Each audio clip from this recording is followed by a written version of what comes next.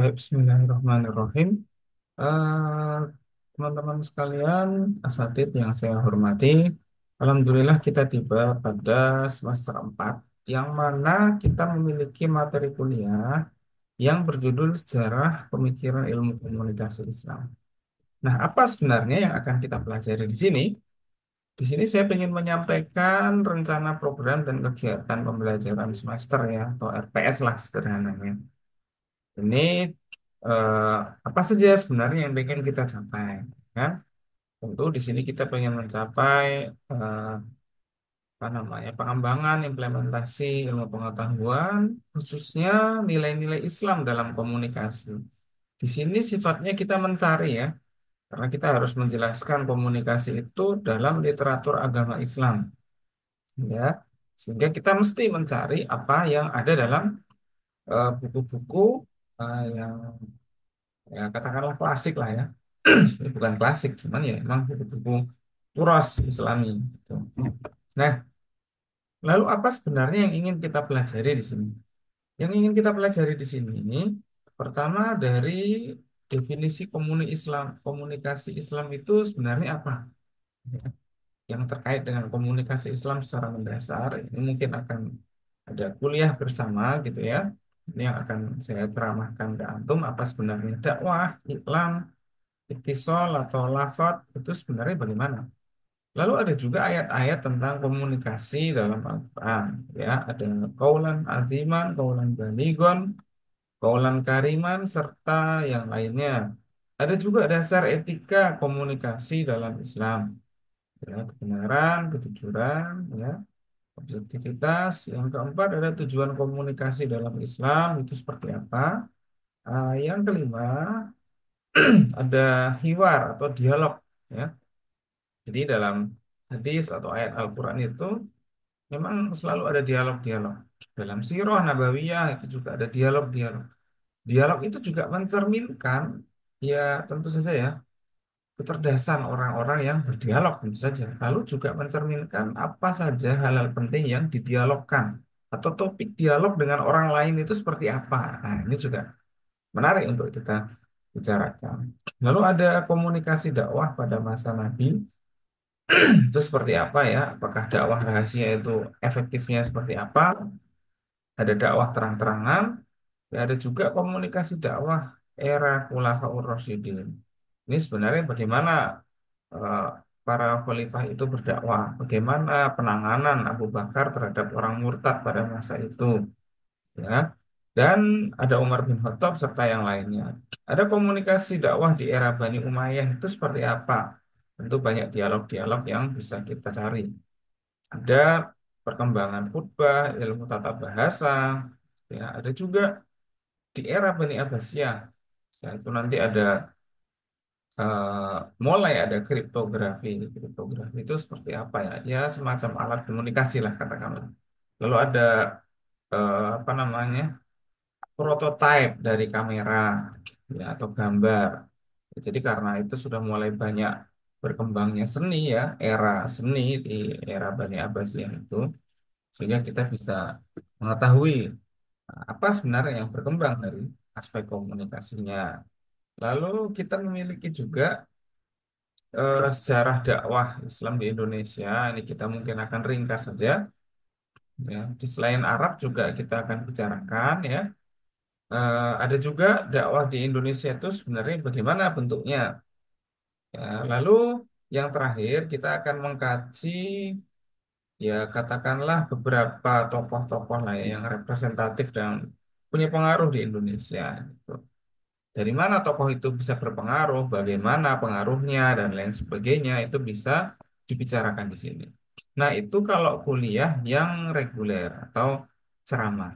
Adapun penilaian kita itu berbasis dari kehadiran ya, menghadiri ceramah, menghadiri kuliah itu juga ada nilainya ya karena soal-soalnya ya bukan soal sih ya, tapi pertanyaan itu akan antum jawab dalam bentuk tugas ya.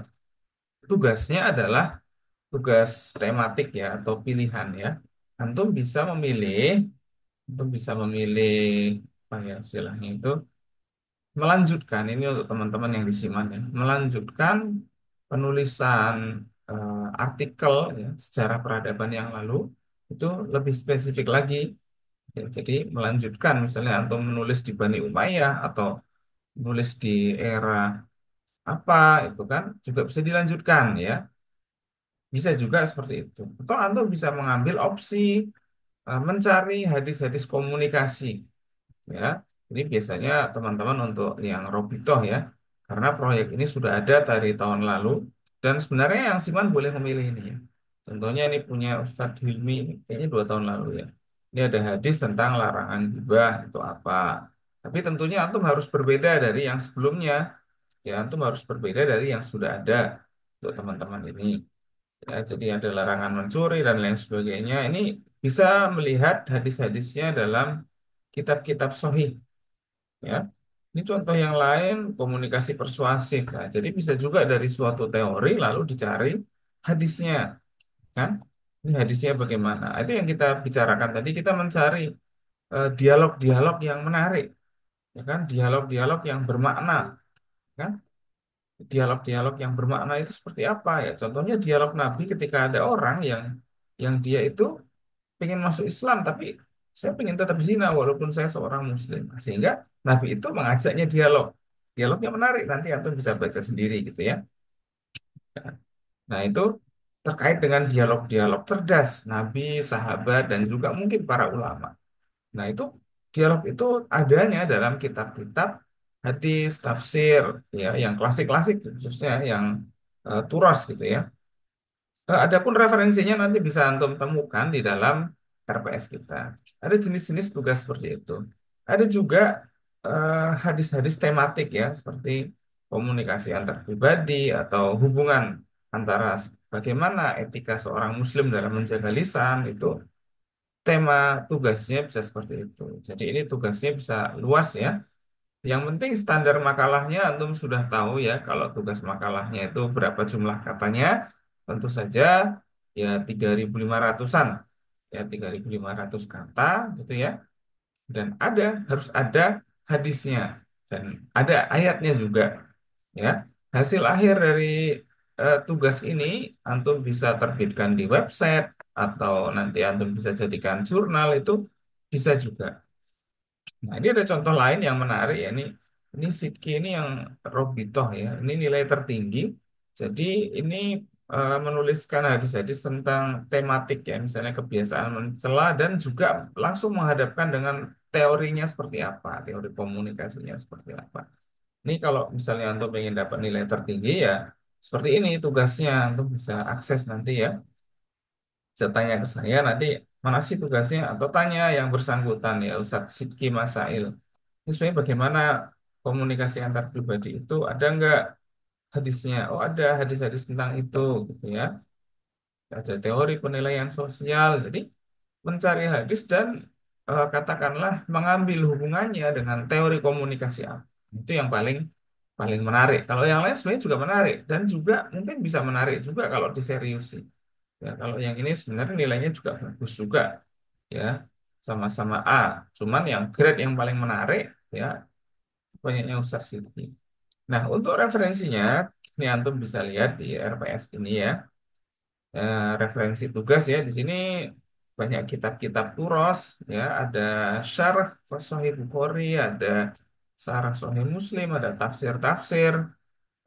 Kalau sirah itu mudah dicari insya Allah dan juga ini bukunya insya Allah semuanya berbahasa Indonesia. Adapun kalau antum kesulitan dalam mencari buku yang antum inginkan, antum juga bisa komunikasi ke saya ya. Khususnya yang terkait dengan tema apa yang ingin antum cari, antum gali, komunikasinya siapa yang ingin antum gali. Karena kita era saat ini, era media sosial, kita nampaknya punya kesulitan baru, yaitu eh, suatu komunikasi itu hanya terbentuk berdasarkan tren media sosial. Padahal etika-etika komunikasi, kecerdasan komunikasi, itu muncul dalam sejarah. Maka sejarah-sejarah inilah yang perlu kita pelajari.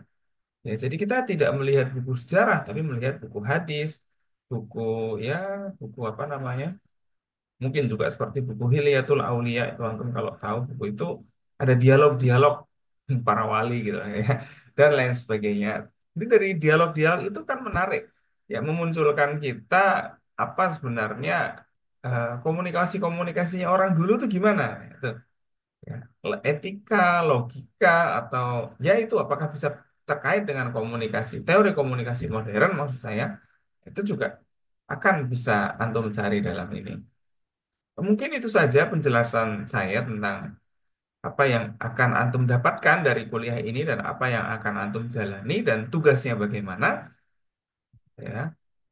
Itu bisa kita dapatkan di sini. Adapun untuk pengumpulan terakhir tugasnya, kita harapkan antum bisa mengumpulkan ketika UASnya Gontor ya. UASnya Gontor itu seingat saya kok bulan apa Februari apa Januari saya nggak lupa gitu.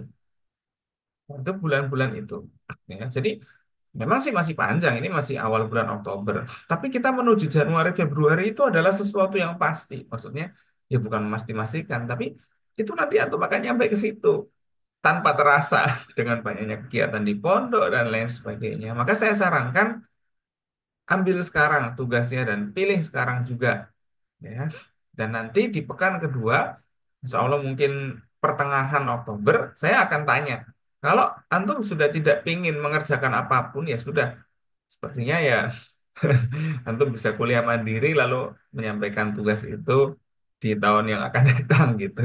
Jadi saya tidak melarang teman-teman yang, wah saya nggak mau, ya nggak apa-apa. Ya nanti mungkin kesadarannya baru datang di tahun mendatang. Itu juga boleh-boleh saja. Karena kadang kesadaran itu datangnya memang agak terlambat-terlambat gitu pas nilai sudah kok nilai saya kok nggak ada yang keluar semua baru saya akan jadi orang baik. Nah ada juga yang seperti itu. Ya jadi karena itu, tapi kalau saya sarankan sih jangan ya. Saya sarankan antum mampu menjadi orang-orang yang bisa melihat masa depan ya. Termasuk juga yang putri dan putra sama sama saja semuanya. Ya, dalam Islam itu ada ajaran menuntut ilmu dan semuanya punya peluang untuk berkompetisi dalam menuntut ilmu ya. Dalam menuntut ilmu loh ya. Bukan dalam bidang hukum. Jadi tidak sama hukumnya perempuan dan laki-laki dalam hak dan kewajiban, tapi dalam menuntut ilmu bisa berkompetisi. Nah, itu yang saya ingin sampaikan. Ya, ini juga berlaku untuk yang kampus putri juga ya. Jadi tugasnya sama ya.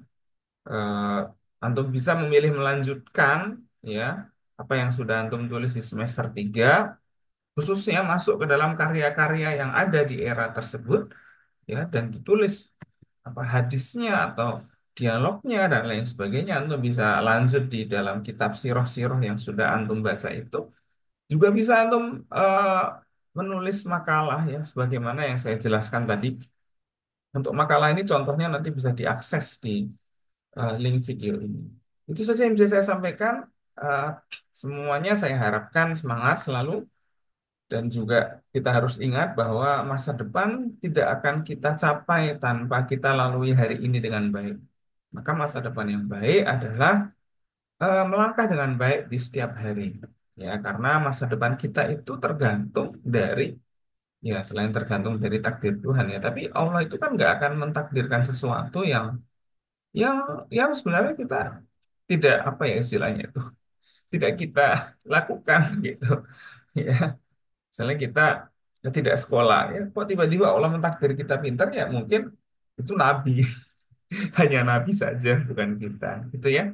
Oleh karena itu kita sebenarnya menuntut ilmu ini adalah bagian dari ya katakanlah kewajiban kita kepada orang tua yang menyekolahkan kita agar kita mampu lebih berbakti kepada orang tua ya dan bermanfaat pada bangsa, agama dan negara. Baik, itu yang bisa saya sampaikan. Semangat selalu teman-teman kuliahnya. Assalamualaikum warahmatullahi wabarakatuh.